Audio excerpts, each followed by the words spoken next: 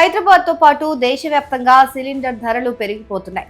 నేటి నుంచి పెరిగిన ధరలు అమల్లో కూడా రానున్నాయి. పశ్చిమాసియాలో నెలకొన్న ఈ యుద్ధ వాతావరణం వల్ల అంతర్జాతీయ చమురు మార్కెట్ కుదేలైపోయింది. కీలకమైన హర్మూజ్ జలసంధి గుండా ఇంధన రవాణా నిలిచిపోవడంతో ప్రపంచవ్యాప్తంగా ధరల పెరుగుదల సెగలు పుట్టిస్తోంది. ఇప్పుడు దీని ప్రభావంతో దేశీయ చమురు సంస్థలు గృహ వినియోగ లేకపోతే కమర్షియల్ గ్యాస్ సిలిండర్ ధరలను భారీగా పెంచేస్తూ సంచలనమైన నిర్ణయాలు తీసుకున్నాయి. ఈ పెరిగిన ధరలు మార్చి 7వ తేదీ అర్ధరాత్రి నుంచే అమల్లోకి వచ్చాయని సంస్థలు ప్రకటనలో తెలిపాయి. అంటే ఇవాల్టి నుంచే ఇవి ఇంప్లిమెంట్ అయిపోతాయి.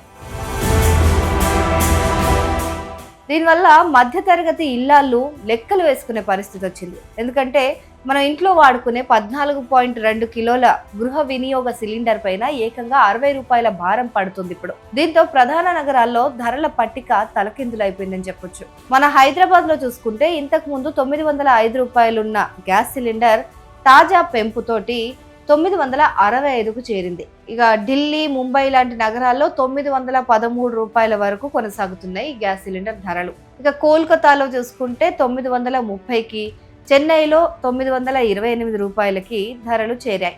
ఇక హోటళ్లు, క్యాటరింగ్స్ రంగాల్లో వాడే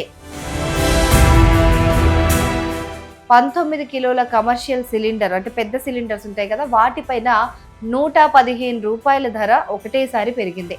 హైదరాబాద్ మార్కెట్లో గతంలో 1930 రూపాయలుగా ఉన్న ఈ ధర ఇప్పుడు 2045 రూపాయలకు చేరుకుంది. ఈ నెల ప్రారంభంలో స్వల్పంగా తగ్గిన ధరలు వారం తిరక్క ముందే భారీగా పెరిగిపోవడం వ్యాపార వర్గాలను కలవరపెడుతుంది. అయితే ఉజ్వల యోజన లబ్ధిదారులకు మాత్రం ఈ ధరల పెంపు నుంచి మినహాయింపు ఇచ్చారు.